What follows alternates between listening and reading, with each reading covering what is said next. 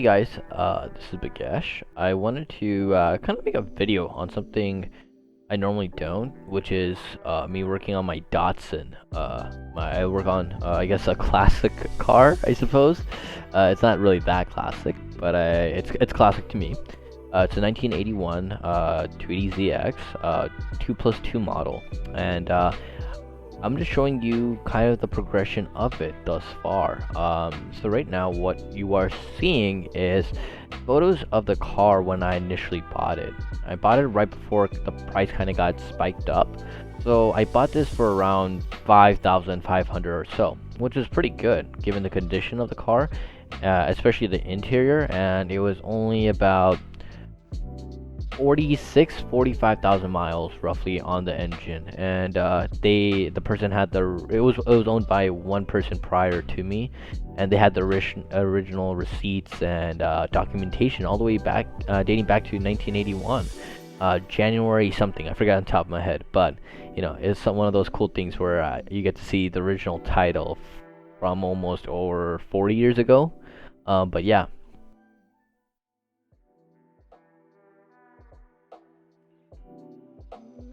So the first modifications I made to my Datsun were gonna be the radio, the headlights, as well as the front bumper. I was not a big fan of the front bumpers of the 280 ZX.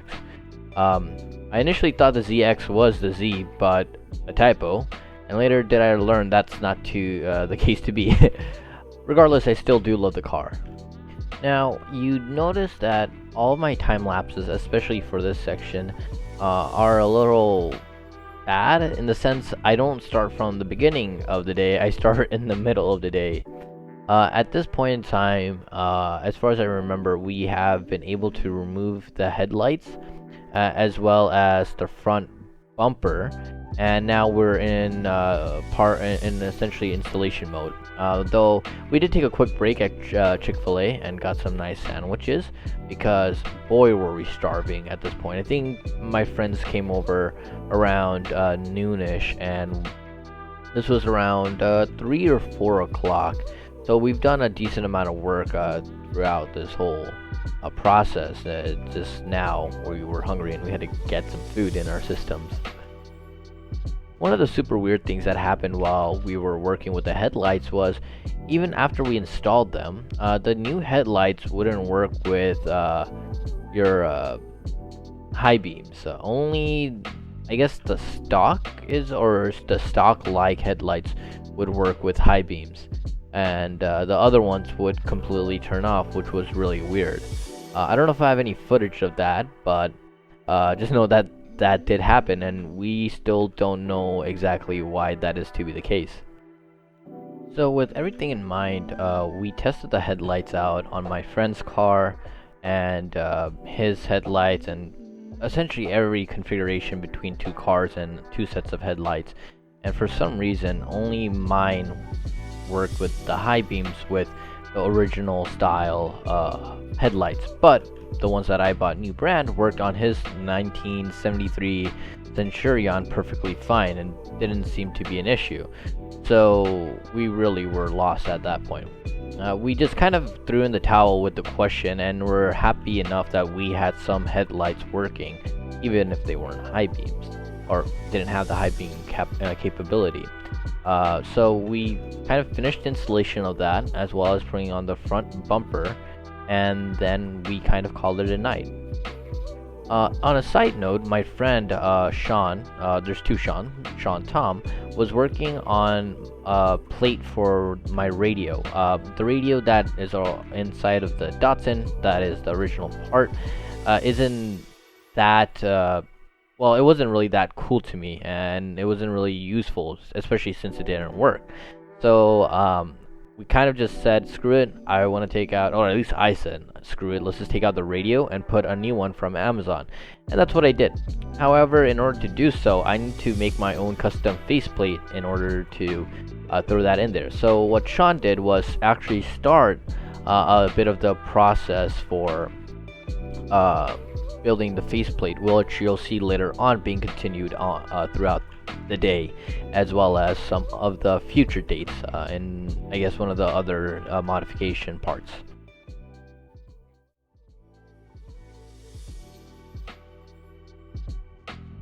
So the next part that we had to work on was the radio. We essentially, like I said before, gutted it out, and then soon afterwards, I went over to Sean's house after getting my radio from Amazon, and essentially trying to hook it up. We had some technical difficulties because, well, we just weren't connecting the right wires to one another. But once we did that, we were able to get the radio to work. However, just was it was just there without a faceplate. It was just dangling essentially.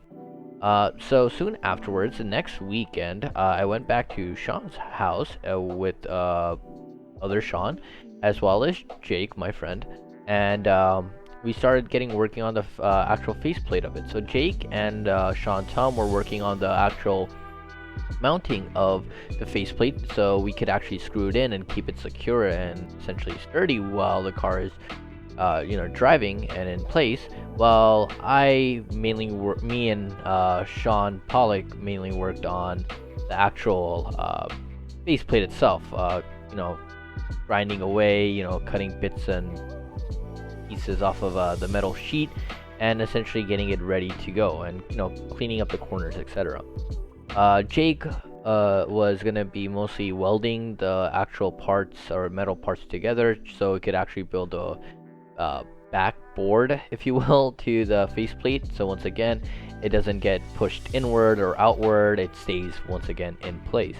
And at the end of the day, it took almost 8 or so hours, but we finally got everything working, and it was a decent fit. It was a little bit of a struggle, but once again, a decent fit. The next part was actually painting the faceplate, which I don't have, but that was another shit show, and I did that all by myself, and that's the first time I ever painted. What I had to actually do was, once again, this is not that hard, sand it down, and then have some primer on there, and then your actual 1 or 2 coats of paint. And the thing is, I did that the first time, and with the primer, I put it all on there, and it was all nice and beautiful, and I put it outside to dry out, and then a big gust of wind came and knocked it over.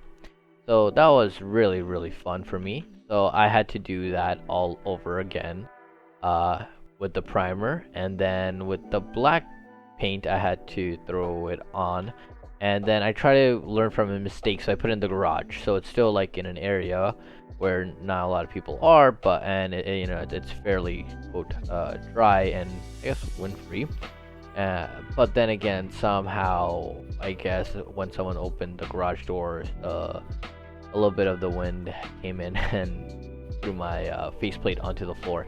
So a little bit of the black paint got messed up, and I got tired at that point. So I said, "Alright, screw it, whatever. This is good enough. I'm gonna call it a day," and took that as my faceplate. So I don't have any of that recorded because it's mostly paint drying. Yeah. The last part to this was, even after I got my faceplate done, if you notice in the photo earlier, there are no holes for one radio antenna switch, as well as the actual cigarette outlet, or the power outlet. And what I had to do was make holes for those later on by myself, which wasn't that hard since all I needed was a drill. And I was doing that while Sean Pollock was gonna work on the radio antenna and figuring it out, because it wasn't that good, because it wasn't grounded that well, at least from factory. We found out a clever solution, which is essentially just taking a piece of wire and just grounding it directly to the frame of the car, rather than doing some weird janky stuff that Nissan did or the previous owner did. Regardless, he was working on that, while in the meantime I was actually making the holes in the faceplate for the two the radio switch and the power outlet. The thing is, for some reason my drill kept jamming up, and that would essentially fling the piece of metal in a circle, if that makes sense. And I cut my finger a few times, like pretty bad. And after a while, I got adrenaline and just said, "Fuck it, I'm just gonna try to use this and make the uh, circles as big as I can." Because the thing is, at points, the drill would get stuck on bits of metal that it just could not shave off, and it would just essentially cause recoil on the faceplate, and it would shoot right up or right down or whatever. And I try to use, you know, different things such as my stairs to hold it in place and, like, have friction there, but it would still jump right up and cut your finger if hit it wrong, etc., which was not fun.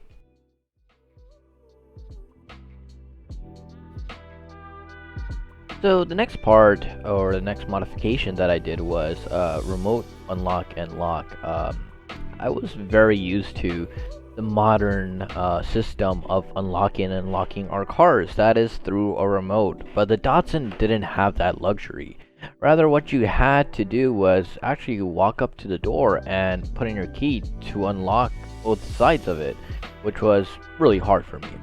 On top of that, as far as I remember, and to be completely honest, I can't really remember.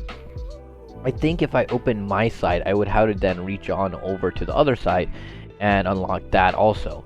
So, with all that in mind, I was not having it. I just could not deal with it. And one, I didn't like it, and two, it was too much of a hassle having to open up the other side of the door every time, etc., etc. So what I decided to do was buy a pair of, I guess, remote unlock remotes, and essentially install them myself. And I got these for about $100. They're your generic Chinese-made, remote unlock, key sets, I suppose. And I had to talk to Sean Pollock, who is one of my other friends, essentially asking him the whole wire configuration, how one part of it connects to another, etc. The reason that is because I bought the remote part as one side, and then another part to it was the actual actuators and things of that sort. So what we did first and foremost was actually lay it out on the table, or the floor, I suppose, and make sure we had all the wiring correct, or at least to our knowledge we knew what to wire to what area, and essentially set that in. Then what we did was take all that wiring and then try to put it into the car, quite frankly. And in order to do so, we kind of put it on the dash, because we had to ground it, we had to ground it, and we didn't want to take it off the battery, on the battery, and have the whole wire configuration in the car when it was going to be very, very messy. So we just kept it on the outside, and for a while we tried to do it, and we kind of almost gave up, because every time I clicked the unlock or the lock, the door lock wouldn't actually lock or unlock. The actuators would move, but they wouldn't do anything. That is, they didn't have enough force to push the lock to be, well, locked, or to be unlocked, to pull them. And what we found out later was it's not because they're not strong enough. They just weren't in perfect parallel positioning, and because of that, they couldn't do their job. But by the time we found out that was the issue, we kind of were exhausted with everything. And on top of that, we also had to deal with the wiring of the radio in the middle. So we just said, hey, you know what? Screw it. It's working, quote unquote. We'll just finish this up next weekend or whatever. The only thing is, as next weekend started to roll by, they were busy, and I kind of wanted to get this done so I could actually drive my car and, well, maybe use the functionality of the remote. So in order to do so, Jake wasn't there the first day, and I asked him if he could stop by and help me out with this. I was planning to actually take the wires and put them through the doors and have a hole there, etc. And the reality was that was going to be too hard, and it's not really worth the time. After all, you would have to take the doors off of the hinges, which is hard as hell, and then actually drill holes into them, which is another task that you had to do. And then you had to run wire and put everything back into its positioning, and take it as such. Take it from there. So instead, what we did was we got some wire protector shelling. I forget the exact name of it. I just looked it up, and it's called flexible tubing. Crazy how that is, or what it's called. So we put flexible tubing onto the wire for the remote unlock and lock, and then we actually routed it through one of the existing nipples of the car, because the car had power windows. So it already had a hole, but the hole had a nipple there, and it would be very, very hard to squeeze through. But we persisted because we didn't want to actually make another hole and all that jazz. So we did that, and it took a long time in order to do so, and we had to cut wiring and a bunch of stuff multiple times, which kind of took longer. It definitely took longer. And to make matters worse, what we did was, as soon as we thought things were good to go, we would use electrical tape and tape all the wires together into one cohesive bundle, if you will, and then kind of giving its own, I guess, sleeve, if you will. We would then, just hook it up and try it out, and then we would realize, this is too long or too short or too that or some issue, and we'd had to remove some of the electrical tape, cut it, and then rewire, retape it up, etc., etc. And I think we had to do that 2 or 3 times. That took a really, really, really long time to do, and it was super painful and annoying. So quite frankly, I wish we prepared for that. So if you're thinking of putting remote locks on your Datsun or any vehicle, just make sure all the measurements are good to go, and then start finalizing the product and making it nice and safe for water to get in, if it gets in, etc.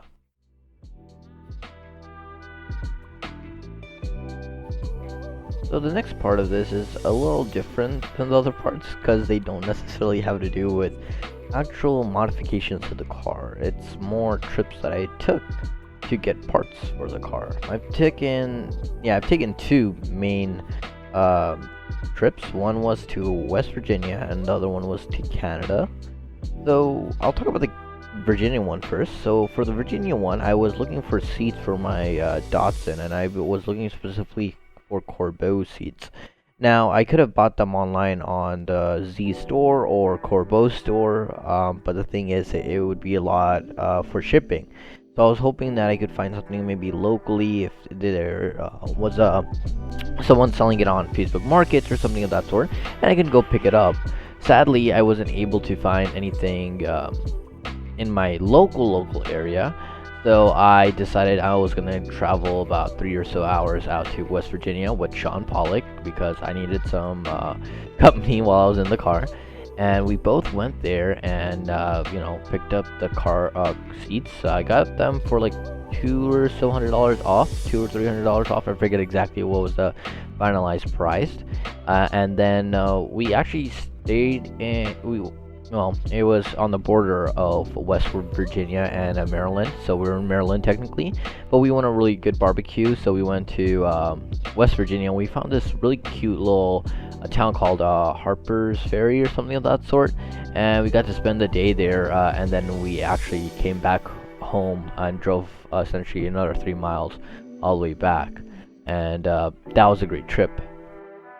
The other one was me going to Canada to pick up a front air dam for my Datsun that I've been looking for at least a while, when I was thinking of buying it, and I couldn't find any in the US. The Z store said they didn't know when they were going to restock, and it was a bit of a shit show, because they didn't know when they're going to restock, and the shipping costs a lot, because the shipping and things of that sort. So I was like, well, this is something that I need, so I need to figure this out as soon as possible, preferably.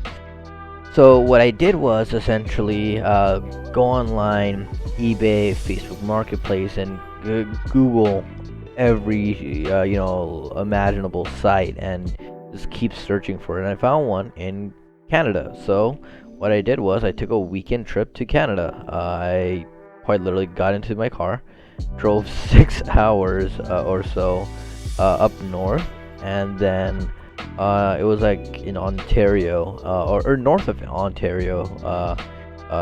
Sorry, not Ontario. That's a state.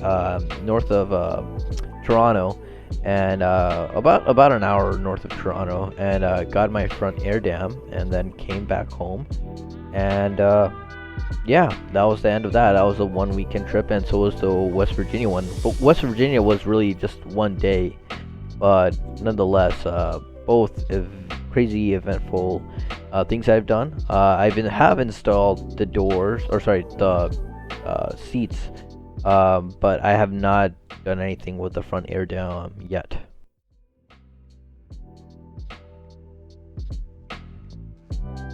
So for this next mod, there wasn't much to it. Rather, what I wanted to do was get new wheels. I do like the original wheels that it came with, and they're very nice and very unique, quite frankly. But I was just looking for something a little bit more modern looking, and in order to do so, I need to find specific rims or wheels that fit my car. The only issue was the Datsun has, I believe, like a 4x113 like configuration, which is hard to find wheels for that like configuration. So yeah, it definitely was an issue finding wheels or rims that fit that configuration. But luckily there were a few on the Z store, at least companies that they suggested, and I kind of went off of that. I looked into Rhoda mostly. Rhoda had some pretty good ones. I wanted more of a deep dish style wheel, but I couldn't find anything exactly like that, especially for my configuration. That was at least decently priced. I was looking for about $100 to $200 per rim. At least that's what I was hoping for. I did not want to pay almost $1,000 per rim. So I was fine with what I got, and I did genuinely really like it, and I still do. I think they fit the car amazing, and I think they'll fit it even more once I do some other modifications to the exterior of the car. But yeah, if you might have seen earlier, a lot of the photos that I've shown were a lot of the actual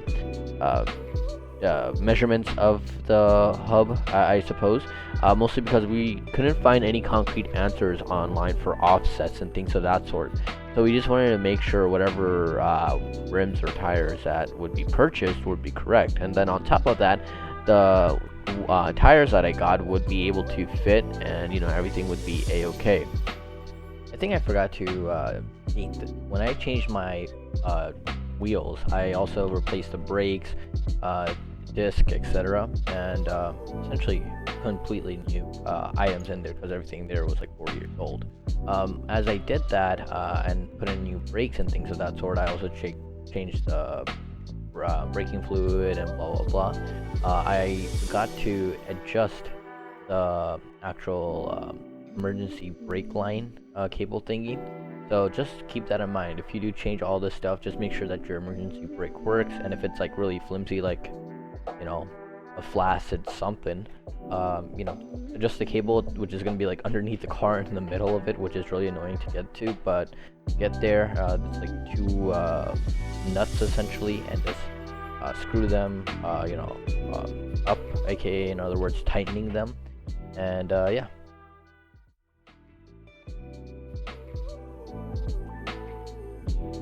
So the next modification that I had to do was the seats and the seat belts. With that in mind, I got the seats from West Virginia, which I had to install, essentially taking out the old seats and putting the new seats in, which is pretty simple. There was also another issue that arose while doing everything. That was the actual seat belts. The seat belts that are in my Datsun would not like prevent you from going through the windshield, essentially. I've lunged myself multiple times just to try to test them out as you normally would, or just yank them, and they would do absolutely nothing, in the sense that yes, seatbelt material would come out, but it would not stop or click and stagnate, if you will. So at that point in time, I knew that was an issue.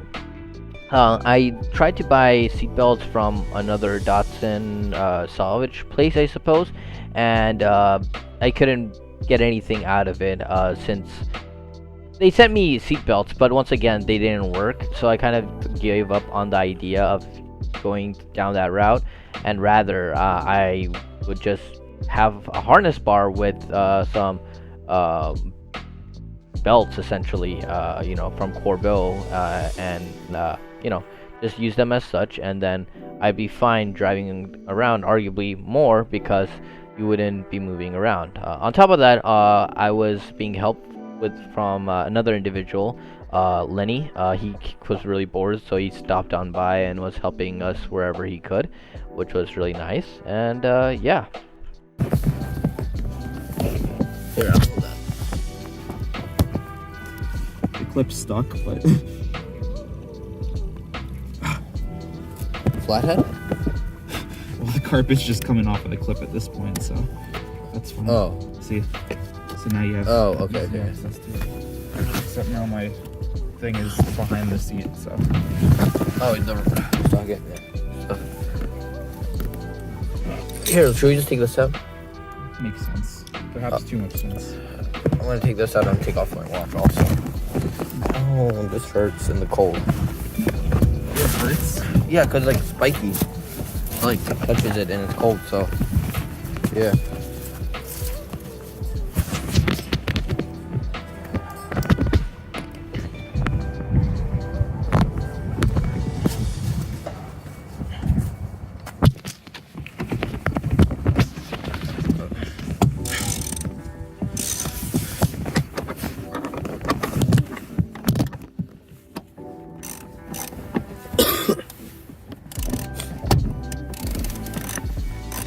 You don't have any extensions, right? I don't believe so. Why? It would just be handy, so it's not rubbing against here. It would be like out here. Oh. And I could just... The only one that I have is for my lug nuts. Right? Remember that one? The white one? I don't have the set anymore. Well, that's just a socket. That's not an extension. I thought you meant like a socket extension. No, extension is like the straight bar that you attach to that, and then the socket. Oh, the solid one. Right. Okay, yeah, I don't have that. My bad. Yep. That's something you should buy. It's like $5 for a set of 3 of them, like different lengths, and it'll be super handy. Get them from Harbor Freight. You just gotta rip it. Yeah.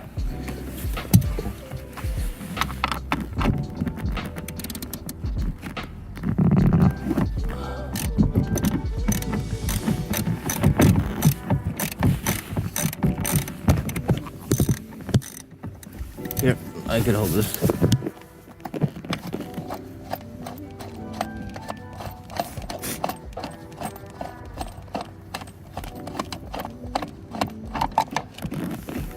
Cool. That's it. The seats come out now.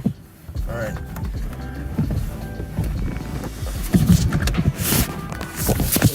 Sean, go ahead. Perfect. Wow, that's fucking dirty. I would say vacuum it, but... What? Should I vacuum it? Yeah. Okay, I'm gonna vacuum. Why not? Because I was gonna... some matches, some gum. Oh boy, from fucking the 80s? Yeah. Oh boy. Alright, let's do it. I just got the new seats installed. Alright, time to drive. Okay, I'm a little far, but it's okay.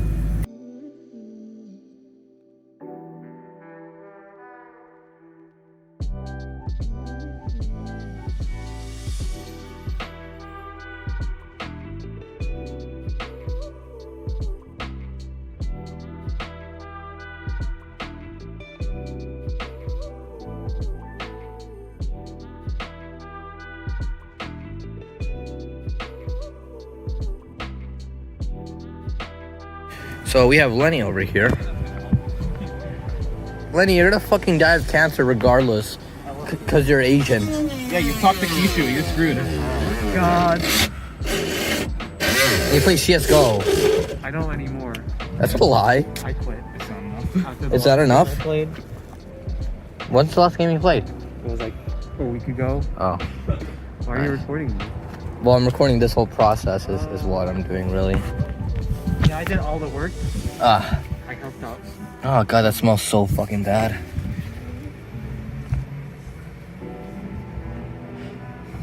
I think our best course of action, getting the seat brackets bolted on, maybe getting food, and then finishing up. Okay, that's fine. We could do have that. to wait for that to charge. Okay.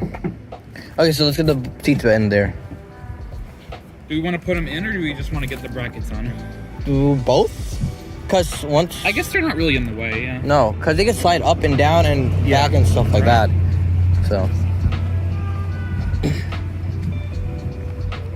So this is passenger side, this is driver side. Are the two seats the same?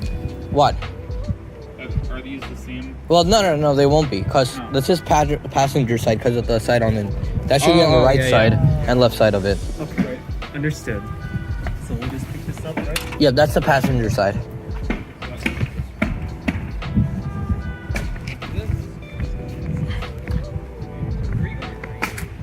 Oh, we're gonna... Sorry. I forgot, my bad.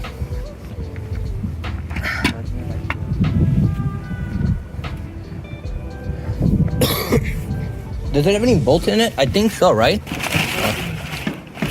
Oh, it's in the seat? Yeah. We need Allen keys. Allen keys. I think I got some here. Big boy Allen. Sean, here. There's a key set.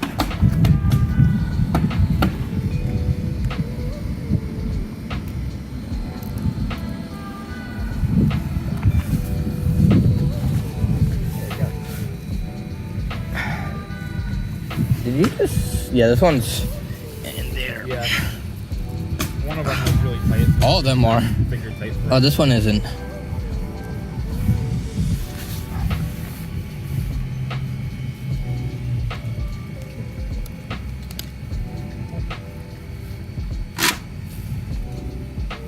What are you doing? Sliding the bracket forward. Just put it down and then do it. I think that's all it goes. That's all it goes. Yeah, that's all you need it to go, really. Except, how do we do the other side? What do you mean by that? Well, we could get the top in, top bolts, because they slide out forward enough. But I Right. don't know how to get the bottom ones, because it doesn't slide backwards. Oh, it does. Okay, we're good. Get the top first so it holds it in place.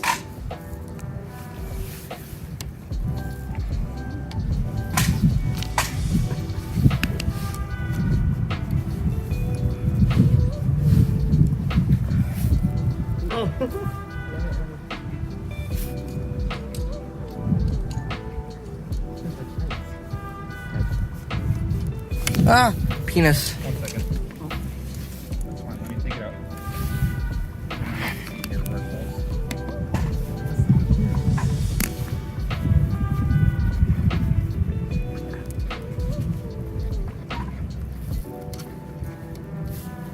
What are you doing? We can put this on something that's not The thing right there? There's a ball. What about the stairs?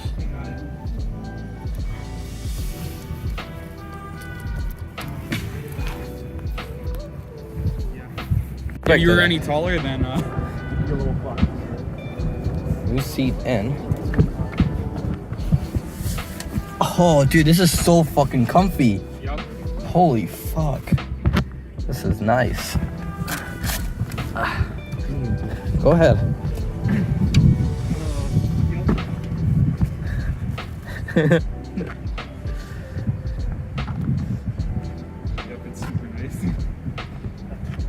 But yeah, it is a little bit high up. Yeah.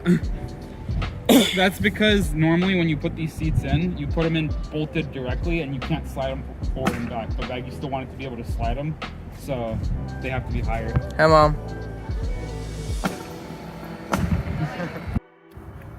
4 both seats in. And we're working on the harness part. Hi, Lenny. At school 25, because I don't have level ground anywhere else.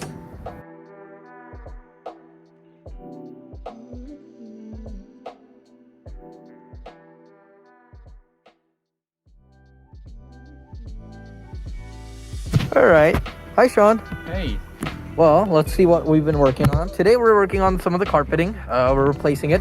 So we had the blue originally in here there. We got some black carpeting and we're just kind of putting it in little by little, you know, piece by piece.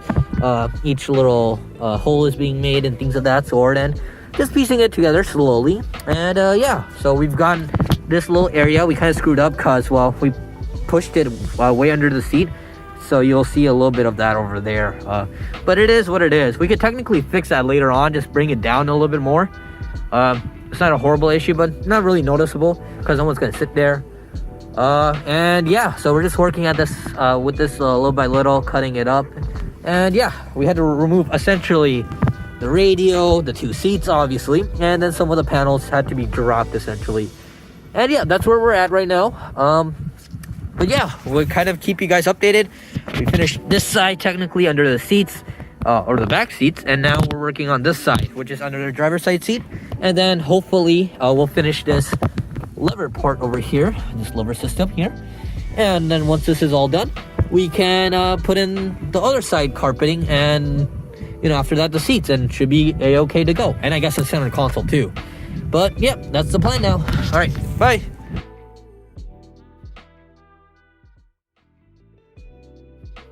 I also had to weld this hole that was underneath the driver's side seat.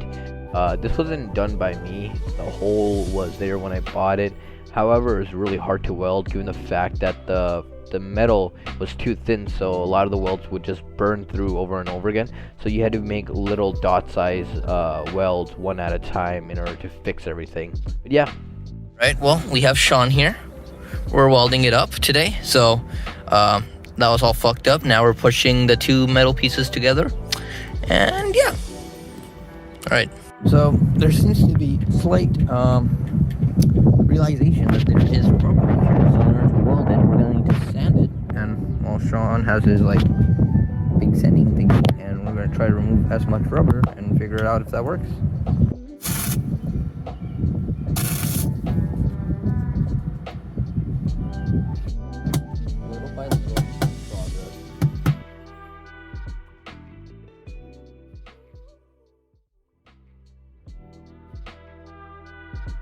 So after the seats, I wanted to do very little in the sense of I wanted to kind of finish it up. I was going to move to California in the coming months. I was going to graduate, etc. But the one of the things that I wanted to do was make my interior mostly black. So with that in mind, I wanted to I was lucky enough to find old Datsun in the nearby area in the state, and I was going there. I parted everything out essentially, a great chunk of the interior, and took it with me. I wish I took out more, like the fenders and whatnot, but hey, it happens. Regardless, I got all the items and stuff like that, and over the next few months I worked with Bondo, sanding it down and then painting it eventually, and then putting it into my car. However, after putting the restored dash into my car, it then started to crack again, and I got pissy, obviously, as one would. So I took it back out and I installed the original one back in. It was one of the most painful times ever, especially since when I put the restored dash in, I forgot to connect the speedometer cable, and then I think that also happened again when I replaced it with the original one. So that was a real pain in the ass, reaching around and like really just putting, you know, like a thread through a sewing needle, and it's way harder than you could ever imagine. I hope you never have to go through that. So if you want to take out the cruise control, it's pretty easy. And once you disconnected the wiring from it, this stuff, and the bolt up here, what you will notice is on on the sides of these, right here, 1, and then 2, you just gotta push them inward. I guess both of them. What I did was I pushed one of them and pushed it downward, so it was like this, and then just popped out easily. And then you have your cruise control switch out. Alright, for this area, I guess with the rear mirror wipers and the light adjustment and the defroster, what you had to do here in the back is disconnect this bolt here, and then you just lift this thing like off. It's gonna be like hitting this. It's gonna push it to the side and then pull up, That's gonna release this wire harness, or this part of it. Then what you can do is easily pop this out, like just push it down and it should pop out on the other side. Then once you've done with that, I think you have to kind of loosen these up, and as you see they're loosened. And now if you just pop these off, you should have them out, at least I think. Alright, hey guys, so I got these thingies off the knobs, as I was saying before. You know, we had some issues taking them off. So what you actually do is you just maybe take some pliers. I have some channel lock pliers there. You just take them, you essentially grab them with that at the heads. Then you push this all the way in, both of them, you know, whatever, and then twist all the way to the left, and then kind of pops out. It's kind of like you know, medicine. You know, the medicine what's it called? Containers you get, you push in and then, or push in and push to the left. Kind of same idea. Hopefully that works for you, because that's what you gotta do. And then you just, you know, loosen up these rings here, and then the whole thing should pop out. So for this one, I think to take the gauge closer, take out that screw, seems like it, and then these two screws, and I think it should be able to pop out, if anything. I suppose we'll see. Maybe we have a screw up here or so. I doubt we have a screw here, but we can check. We do have screws there. So that's how you take out this actual vacuum vent thingy. Just take it off from there, and then I guess you need to do that additionally. But yeah. FYI, this is a copper pin one, so what I did was, with like the other ones, I just used a screwdriver just to pry it open and then pop it off. But yeah, now this little bad boy, it's a little annoying with that in there. There you go, you just twist it from downwards, I suppose, and you have your gauge out, the center gauges at least. Pretty cool. Alright, hey guys, so this is like my next pass, I guess. As you can see, some of these other sections, hold on one second. We're like halfway done with the dash swap, yeah. So I'm gonna be taking off this bolt right here.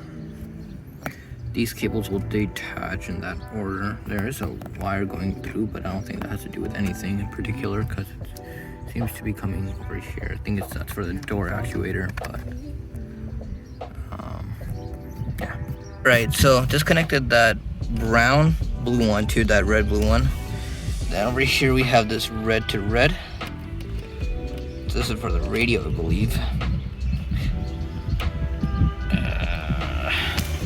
Wait. Well, do this, remember? No, it's on the other side. On the other side. I know. These need to come out too. Oh. Oh, and you could just disconnect the bottom one of the radio. Yeah, that's what I was saying. Oh, okay. I could do it if it's too hard for you. So that one, brown to green, and then we have red to red, as well as these two right here for the outlet. Oh, you just unplug it here. Yeah, I know. Because it's hooked. I'm just showing the camera. Oh, yeah. And then we have these two for the cigarette lighter, or the other side.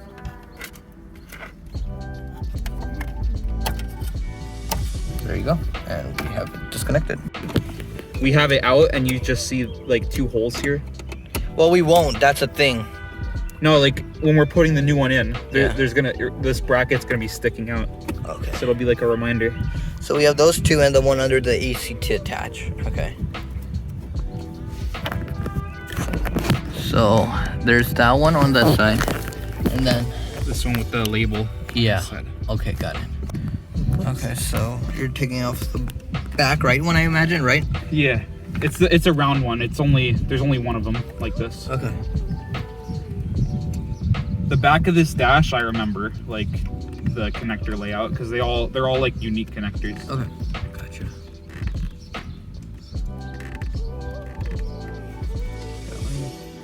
Let's unplug cruise control.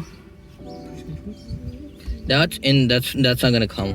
That's gonna be part of the wiring harness. I know that. I took that apart. Well, okay. Yeah, I guess it doesn't matter right now. Just gotta get this round one off, but it was super like on there. Damn it, it's just gonna be tough. You wanna pry it off? Yeah, where's the little... That one? No, the tiny skinny screwdriver. This is the Phillips. Oh, this one right here. This one? Sorry. So I'm pretty sure you're not supposed to take that off. I'm just trying to see what... No, I know what you're saying. I'm just talking aloud. Yeah. Just have to get it started.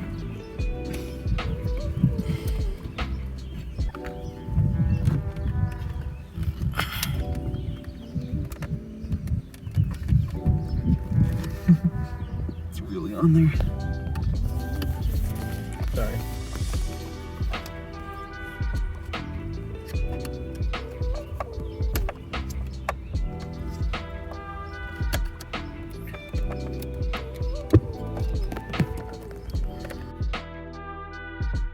We're holding it from this side, so if you want to get a little bit more under, you can for the speedo cable. Yeah, I'm just trying to... Okay, so it unlocks, and then does it just pull out?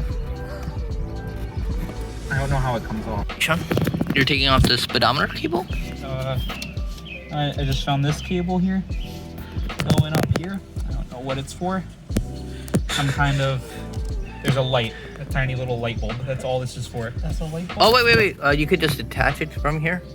Well, we're gonna have to transplant. Don't it, worry, aren't we will. Okay. That's like, I'm just saying, like, while we can take the cables out right now. Take them out right now. Well, it's these old connectors. Yeah. So. It's all rubber. Sean has grip strength. That's why Sean jerks. I mean, Sean isn't a jerk. no, he's not. Okay. Next is this one. Be careful because the board is like I know. flexing with you. I know. These connectors are. They've been on here since the car was built. Yeah. Okay. So, these are interesting too. Wow. These are.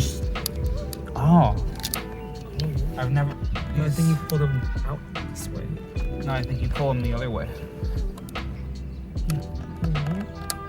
Do they pull out this way? Do we need to? Oh yeah.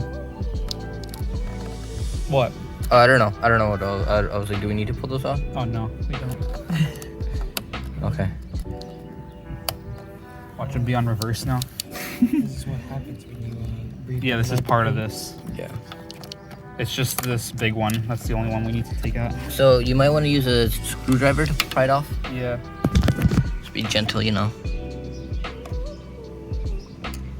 There you go.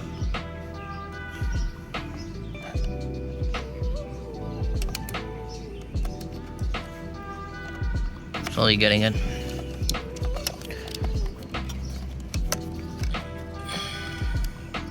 I'm gonna hold both sides of the board here.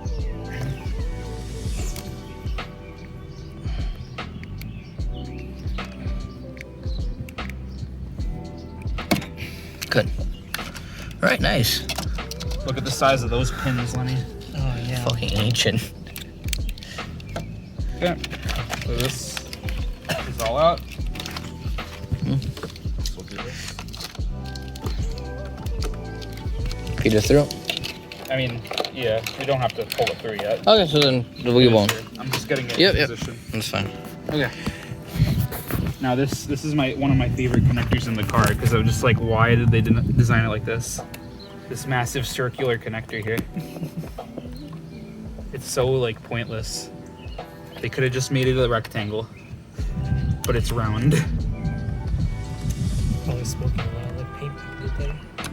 What'd you tell me? Smoking a lot of lead paint.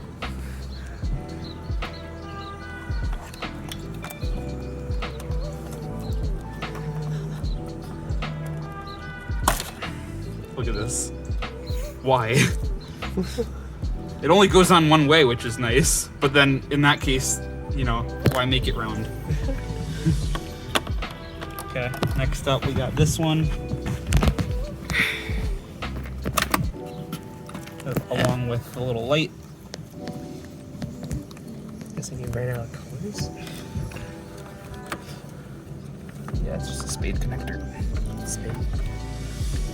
What about S? Paid. Hey. What I'm not gonna. Yeah. So, It's just on there. so we pay with NFTs. So there you go. Okay. Next up, we got this one.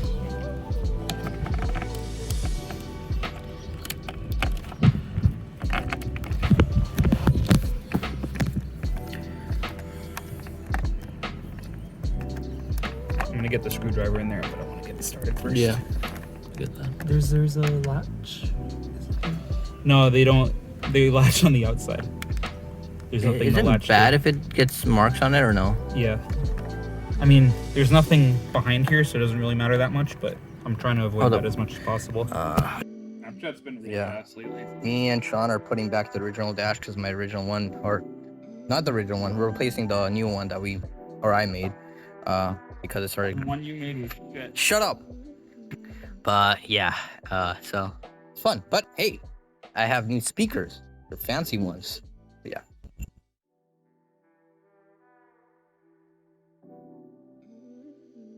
So after all of that, you would have expected that, hey, that's the end of the story. Sadly, that's not the end, and well, quite frankly, it's a little bit of a confusing situation. 1 week before I left, my distributor died, something died and my car wouldn't start up, and I had to figure that out, and that was a fun time, and thus my car stayed back in my home state for almost 3 months until I got it out to California. Not too long ago, and then recently I had my AC kind of die on me, the air compressor slash cooler compressor, whatever you want to call it, and then there's also weird humming slash buzzing sound. So now I got to figure all that out, and we're gonna see how that goes. But that's kind of all that I have for the car as of now. So I want to say thank you for watching, and well, hopefully I'll post something in the future. If you guys have any questions on any of the mods that I did do, please throw them in the comments. I'll try my best to, give you all the documentation that I found, what I did, and so on and so forth. Alrighty? But besides that, thank you all once again, and take care, and have a great night.